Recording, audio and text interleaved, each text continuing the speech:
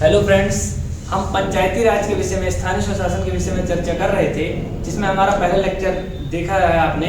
और उस लेक्चर की जो लिंक है वो आपको डिस्क्रिप्शन बॉक्स में मिल जाएगी, या हमारे चैनल में आप अंदर जाएंगे तो प्लेलिस्ट बनी हुई है, उसमें भी आप उसको प्राप्त कर सकते हैं। दोस्तों, हमने पिछले लेक्चर में बात की थी कि स्थानीय स्वशासन की शुरुआत कहाँ से होती है। लॉर्ड रिपन के काल से होती है, और लॉर्ड रिपन के काल हमने देखा था कि 1880 से 1884 तक होता है। 1882 में इन्होंने स्थानीय स्वशासन की शुरुआत की थी, और स्थानीय स्वशासन का जनक लॉर्ड रिपन को कहा जाता है। लॉर्ड रिपन के बारे में इतनी बात जानने के बाद हम पहुंचे थे स्वतंत्रता संग्राम के समय, और जहां पर हमने देखा था गांधी जी के ग्राम स्वराज को जो सपना था उसको साकार करने के लिए संविधान में एक अनुच्छेद 40 जोड़ा गया था, जो कि गांधीवादी अनुच्छेद के रूप में जाना जाता है। और अनुच्छेद 40 कहता है ग्राम पंचायतों के गठन से संबंधित बात को कहता है। इसी के तहत आगे 1952 में सामुदायिक विकास कार्यक्रम बना था। सामुदायिक विकास कार्यक्रम का उद्देश्य जो था वही था कि सत्ता को निचले स्तर तक पहुंचाना, और जो है तो अधिक से अधिक लोगों तक लाभ को पहुंचाना। इसी का नाम 1953 में आपका राष्ट्रीय विकास कार्यक्रम के रूप में जाना गया। और इन सब का फायदा देखते हुए, इन सब के अच्छे काम को देखते हुए जवाहरलाल नेहरू जी ने, तत्कालीन प्रधानमंत्री ने, हमारे क्या बनाई थी 1957 में आपकी बना दी थी। यहाँ पर क्या बलवंत राय मेहता समिति का गठन हुआ था। बलवंत राय मेहता समिति ने अपनी रिपोर्ट दी थी मार्च 1959 में। मार्च 1959 में यहाँ पर रिपोर्ट दी, और 2 अक्टूबर 1959 को क्या कर दिया उन्होंने, राजस्थान के नागौर से पंचायती राज की शुरुआत तत्कालीन प्रधानमंत्री जवाहरलाल नेहरू जी ने की। तो यहाँ तक की बातें हमने देखा था, और हमने देखा था कुछ समितियां भी बनी थी जो कि अलग अलग स्तर पर बात करती थी। अब बलवंत राय मेहता समिति क्या बात कहती है, आपको बताया था कि बलवंत राय मेहता समिति कहती है कि यहाँ पर पंचायती राज जो है 3 स्तर पर होना चाहिए। ग्राम स्तर पर क्या होना चाहिए, ग्राम स्तर पर ग्राम पंचायत, ग्राम स्तर पर क्या होना चाहिए, ग्राम पंचायत, ग्राम पंचायत, ग्राम स्तर पर ग्राम पंचायत। उसके बाद दोस्तों, उसके बाद यहाँ पर मंडल स्तर पर या ब्लॉक लेवल पर यहाँ पर मंडल समिति का बात इन्होंने की थी, मंडल समिति की बात इन्होंने की थी। इसके बाद दोस्तों इन्होंने बात कही थी जिला स्तर पर क्या बनना चाहिए, जिला स्तर पर जिला परिषद की बात इन्होंने की थी, जिला परिषद की बात इन्होंने की थी। तो इतनी बात यहाँ पर इन्होंने की थी, और इन्होंने कई सारी सिफारिशें रखी थी। गांव के संबंधित कुछ विषय गांव को हस्तांतरित कर देने चाहिए, ताकि गांव वाले या फिर गांव के स्तर पर उन पर निर्णय लिए जा सके। तो ऐसी कुछ सिफारिशें की थी। इसलिए बलवंत राय मेहता को क्या कहा जाता है, पंचायती राज का वास्तुकार कहा जाता है, सूत्रधर कहा जाता है। लेकिन जनक किसे कहा जाता है, स्थानीय स्वशासन का। स्थानीय स्वशासन और पंचायती राज जब आपको पूछेगा तो पंचायती राज के लिए बलवंत राय मेहता, और स्थानीय स्वशासन के लिए लॉर्ड रिपन का नाम आप लोग हमेशा याद रखेंगे, ठीक है। इतनी सारी बातें हमने की थी। इसके बाद मैंने आपसे चर्चा की थी कि बलवंत राय मेहता समिति का गठन कब हुआ था, 1957 में हुआ था, और इनकी रिपोर्ट आई थी 1959 में मार्च के माह में, ठीक है। और 2 अक्टूबर को आपका पंचायती राज यहाँ पर लागू हुआ था राजस्थान के नागौर से। ये क्रम धीरे धीरे चलता रहा, और ये पुरानी बातें हो गई। अब एक बार फिर से रिफॉर्म की बात आई कि नए सिरे से कुछ किया जाए। यहाँ पर कुछ बीच में भी आते रहे, संस्थान समिति ने भी कुछ बात कही इससे संबंधित। और यहाँ पर सबसे महत्वपूर्ण नाम आता है जिसका, वो आता है किसका, अशोक मेहता समिति। कौन सी समिति आपका नाम आता है, अशोक मेहता समिति। आप लोग नाम याद रखेंगे, अशोक मेहता समिति, अशोक मेहता समिति, अशोक मेहता समिति। इसलिए इनका नाम महत्वपूर्ण है। इसकी गठन हुए थे 1977 में। कब हुआ था, 1977 में इसका गठन हुआ था। और इन्होंने जो हमें यहाँ पर त्रिस्तरीय पंचायत व्यवस्था देखते हैं, इन्होंने पहली बार द्विस्तरीय पंचायत व्यवस्था की बात की। कितने स्तर की, द्विस्तरीय पंचायती राज व्यवस्था की बात की है। तो अशोक मेहता समिति ने कैसी बात की है, द्विस्तरीय पंचायती राज व्यवस्था की बात की है। तो आपको नाम यहाँ पर पूछेगा एग्जाम में, कभी भी पूछ सकता है कि द्विस्तरीय पंचायती राज का जो है तो प्रारूप किसने दिया था, किसने ड्राफ्ट तैयार किया था। तो यहाँ पर अशोक मेहता समिति ने तैयार किया था। तो अशोक मेहता समिति का गठन कब हुआ था, 1977 में हुआ था। तो यहाँ पर ये महत्वपूर्ण हो जाता है आपका किसी भी एग्जाम के लिए। फिर इसके बाद दोस्तों यहाँ पर एक आती है GV के राव समिति। क्या आती है, GV के राव समिति आती है दोस्तों। इनका ईयर होता है 1985। कब आती है? 1985 में। और यहाँ पर इस समिति का नाम महत्वपूर्ण हो जाता है, बस आपकी डेट याद रखना है। इन्होंने पंचायती राज से संबंधित कुछ महत्वपूर्ण निर्णय, कुछ महत्वपूर्ण अपने वहाँ पर वो दिए हैं। इन्होंने 3 स्तर की बात की है। तो लगभग यहाँ पर किसकी रिपोर्ट पर आधारित थी? बलवंत राय मेहता समिति की रिपोर्ट पर आधारित थी। ठीक है। इसके बाद एक समिति का नाम आप लोग महत्वपूर्ण याद रखिएगा, जिसका नाम आता है दोस्तों, क्या आता है? लक्ष्मीकांत सिंघवी समिति।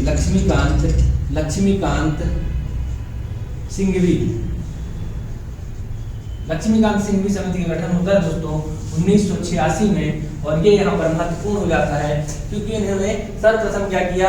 इन्होंने सर्वप्रथम कहा कि पंचायती राज आप बना रहे हैं, यहाँ पर स्तर 2 स्तर हो, 3 स्तर हो, बलवंत राय मेहता जी हो या कोई भी हो, सामुदायिक विकास कार्यक्रम हो, तो यहाँ पर इसके लिए महत्वपूर्ण क्या हो जाता है? इसको संवैधानिक दर्जा दिया जाए। तो संवैधानिक दर्जा देने की बात कही, क्या कही? संवैधानिक दर्जा इसको पंचायती राज को संवैधानिक दर्जा देने की बात किसने कही है? तो लक्ष्मीकांत सिंघवी समिति ने इसमें यहाँ पर क्या कह दिया है कि इसको क्या कर दिया जाए? संवैधानिक दर्जा दे दिया जाए, ताकि यहाँ पर कुछ इसमें अच्छी बातें सम्मिलित हो सके और संविधान के तहत अगर इसमें काम होगा तो सभी राज्य सरकारें इसका अनुपालन अच्छे से करेंगे और पंचायती राज व्यवस्था को मजबूती प्रदान होगी। तो सर्वप्रथम कहने वाले ये थे।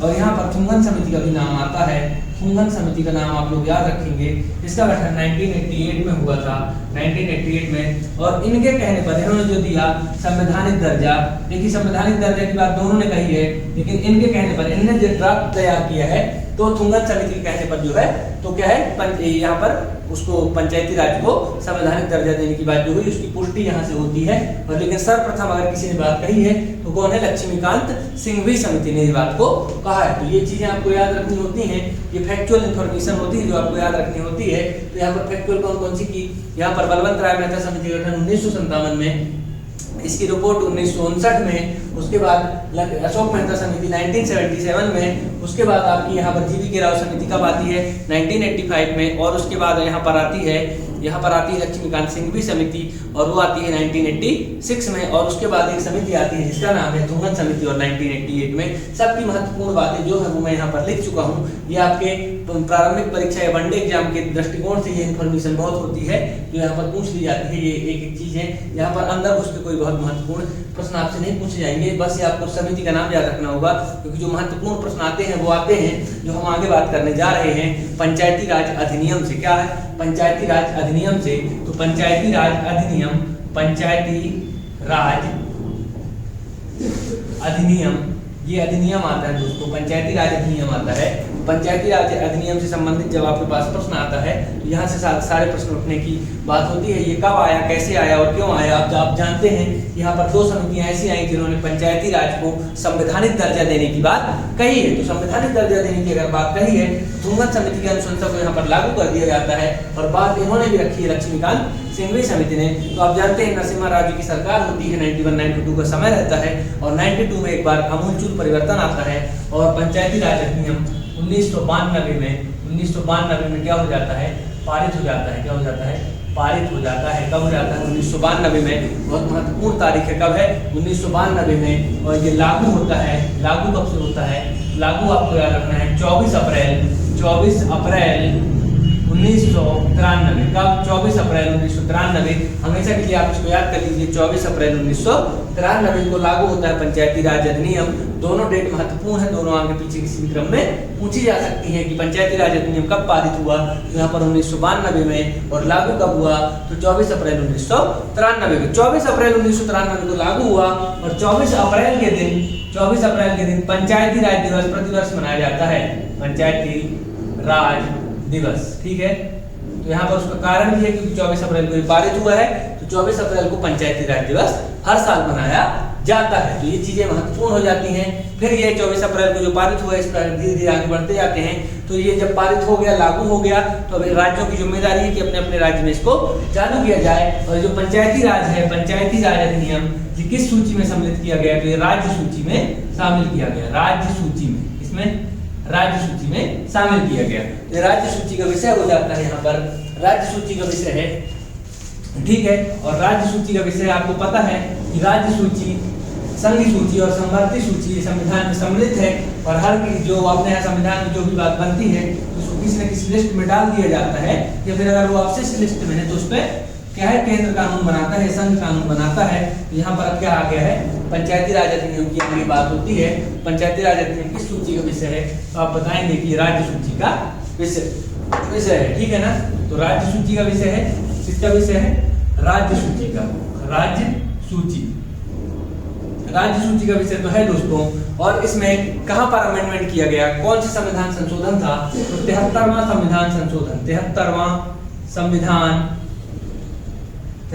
संविधान संशोधन, ठीक है, संशोधन अधिनियम था ये, 73वां संशोधन अधिनियम था, ठीक है, अधिनियम। तो कौन सा था, 73वां संविधान संशोधन अधिनियम था।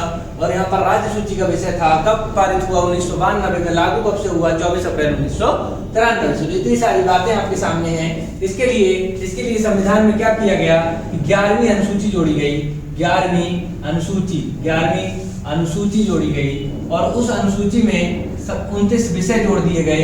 ये किसके विषय हो जाएंगे, ये पंचायती राज से संबंधित विषय हो जाएंगे, और ये पंचायतों को इन 29 विषयों पर क्षेत्राधिकार दिया जाएगा कि इन पर खुद से काम कर सके, ठीक है।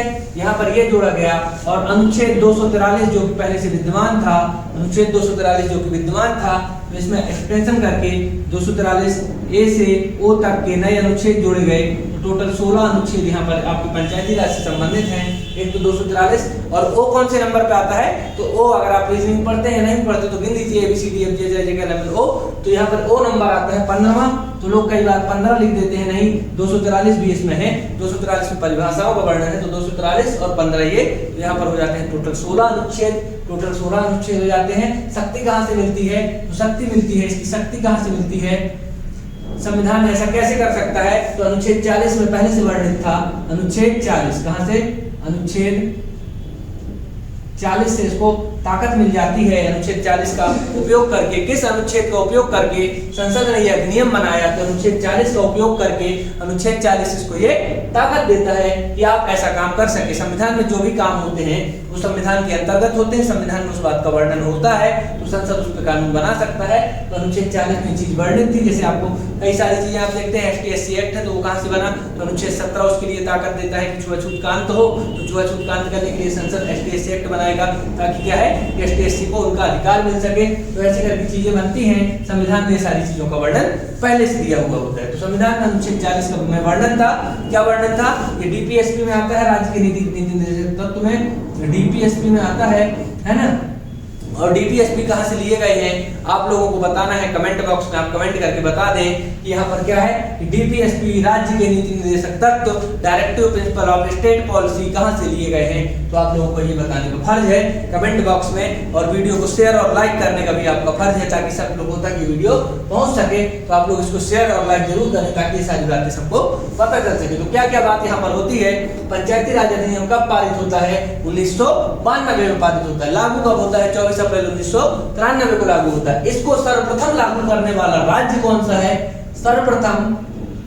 सर्वप्रथम लागू करने वाला राज्य कौन सा है, तो मेरा मध्य प्रदेश है, अपना मध्य प्रदेश है। मध्य प्रदेश ने इसको सर्वप्रथम लागू किया, मध्य प्रदेश ने इसको क्या किया, सर्वप्रथम लागू किया। तो हमारे मध्य प्रदेश में पंचायती राज अधिनियम सबसे पहले लागू हुआ। इसकी डेट याद रख लेना, यहाँ पर 24 जनवरी 1994, क्या 24 जनवरी 1994 की वो तारीख है जब मध्य प्रदेश में पंचायती राज अधिनियम लागू हो गया। और 1994 में सबसे पहले पंचायतों के चुनाव कराने वाला राज्य हमारा मध्य प्रदेश है। तो इसलिए मध्य प्रदेश के एग्जाम में ये विशेष कर पूछा जाता है, क्योंकि हम क्या हैं, प्रथम है इस मामले में। हम पंचायती राज अधिनियम को सबसे पहले लागू करने वाले राज्य हैं। तो हमारे पास क्या है, इससे संबंधित प्रश्न बहुत ज्यादा पूछे जाते हैं। मध्य प्रदेश की कोई सी भी एग्जाम होती है तो पंचायती राज से संबंधित प्रश्न सबसे ज्यादा पूछे जाते हैं, ठीक है। तो यहाँ पर ये टॉपिक इसलिए महत्वपूर्ण होता है, इसलिए टॉपिक उठाया भी गया है। आप कोई सा भी एग्जाम देते हैं तो ये टॉपिक सबके लिए महत्वपूर्ण है। अलग अलग एग्जाम में अलग से मेंशन भी किया गया है। पटवारी के एग्जाम में अलग से पंचायती राज वाला सिलेबस में ही सीधे टॉपिक ही रख दिया है। MPPSC में प्रारंभिक परीक्षा में जाएंगे तो वहां पर भी पंचायती राज वाला यहाँ पर टॉपिक है। और बाकी वनडे एग्जाम में जो GS में आता ही है। तो सारे एग्जाम के लिए महत्वपूर्ण होता है। महत्वपूर्ण होने का कारण भी आपको बता दिया क्या है कि सर्वप्रथम यहाँ पर क्यों है, मध्य प्रदेश में ये अधिनियम लागू होता है और हमारा मध्य प्रदेश पहला राज्य है। ये बहुत अच्छी बात है जहाँ पर ये लागू होता है। तो यहाँ पर 2-3 डेट आपको याद रखना है। क्या 24 जनवरी 1994 को ये लागू हो जाता है। और यहाँ पर एक डेट जो आपको और याद रखना है, तो 30 दिसंबर 1993 को ये पारित होता है मध्य प्रदेश की विधानसभा में। कहाँ? मध्य प्रदेश की विधानसभा में कब पारित होता है? 30 दिसंबर 1993 को, ठीक है ना। और लागू कब से होता है? तो 24 जनवरी 1994 को। तो ये इतनी सारी इन्फॉर्मेशन पंचायती राज के विषय के बारे में आपके पास है। तो आपको सारी इन्फॉर्मेशन फैक्चुअल रूप में याद रखनी होती है ताकि आपको क्या हो, एक चीजें क्लियर हो जाए। अब अनुच्छेद जो 243 है, इसके तहत जो बातें कही गई हैं उन बातों का एक एक करके वर्णन हम देखेंगे कि क्या क्या बातें पंचायती राज अधिनियम के तहत कही गई है। उसके पहले एक बार फिर से रिवीजन करा देता हूं ताकि आपको बार बार रिकॉल होता रहे। देखिए, पंचायती राज अधिनियम कब आया? 1992 में आया। पंचायती राज अधिनियम लागू कब से हुआ? तो 24 अप्रैल 1993 से हुआ। इसलिए 24 अप्रैल को क्या मनाया जाता है? पंचायती राज दिवस मनाया जाता है। संविधान में 11वीं अनुसूची में 29 विषय शामिल किए गए। नई अनुसूची शामिल की गई, कौन सी? 11वीं अनुसूची। एक और चीज लिख लीजिए, संविधान के भाग 9 में ये चीज सम्मिलित की गई। कहां पे सम्मिलित की गई? भाग 9 अनुसूची 11वीं अनुच्छेद 243 तारीख 24 अप्रैल 1993। ये सारी बातें आपको फैक्चुअल है। 73वां संविधान संशोधन हुआ। 73वां संविधान संशोधन हुआ, अर्थात इससे पहले 72 संविधान संशोधन हो चुके थे। संविधान में 72 बार संशोधन हो चुका था। 73वां संविधान संशोधन हुआ। इस समय प्रधानमंत्री थे नरसिम्हा राव जी। नरसिम्हा राव जी का नाम बहुत फेमस है, कई चीजों से फेमस है। उनको आप जानते हैं, जो हमारे यहाँ जो एलपीजी लागू हुआ उन्हीं के काल में लागू हुआ। लिबरलाइजेशन, प्राइवेटाइजेशन, ग्लोबलाइजेशन का कॉन्सेप्ट देने वाले हमारे पास वही थे। तो ये सारी चीजें महत्वपूर्ण होती हैं। कई बार नाम पूछ लेता है कि पंचायती राज अधिनियम लागू होते समय भारत के प्रधानमंत्री कौन थे? तो भारत के प्रधानमंत्री थे नरसिम्हा राव जी, ठीक है ना। तो नरसिम्हा राव जी का नाम याद रखना है। 73वां संविधान संशोधन आपको याद रखना है कि किसके काल में हुआ? तो नरसिम्हा राव जी के काल में हुआ। अनुच्छेद 243 में संशोधन हुआ। 243 ए से ओ तक की बातें रखी गई। यहाँ पर 16 अनुच्छेद इस बात को व्याख्यात करते हैं कि पंचायती राज अधिनियम किस तरह से लागू होगा, क्या क्या शक्तियां होंगी। यहाँ पर शक्ति कहां से मिली संसद को, क्यों ऐसा कर दी संसद? तो अनुच्छेद 40 में ये चीज राज्य के नीति निर्देशक तत्व में पहले से व्याप्त थी। कहां पर?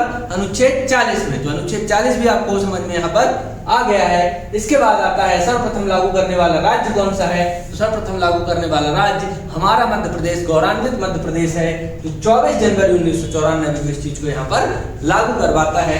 तो ये सारी फैक्चुअल इन्फॉर्मेशन आपके पास आ जाती है ताकि आपको क्या एग्जाम में प्रश्न यहीं से बनते हैं और एग्जाम में यहाँ से जितने ही प्रश्न बनेंगे मुझे लगता है आप कर सकते हैं। इसके बाद हमारे पास आते हैं अनुच्छेद। तो अनुच्छेद 243 ए से ओ तक की बात हम अगले लेक्चर में करेंगे ताकि आपको क्या ये इन्फॉर्मेशन एक एक करके समझ में आती जाए।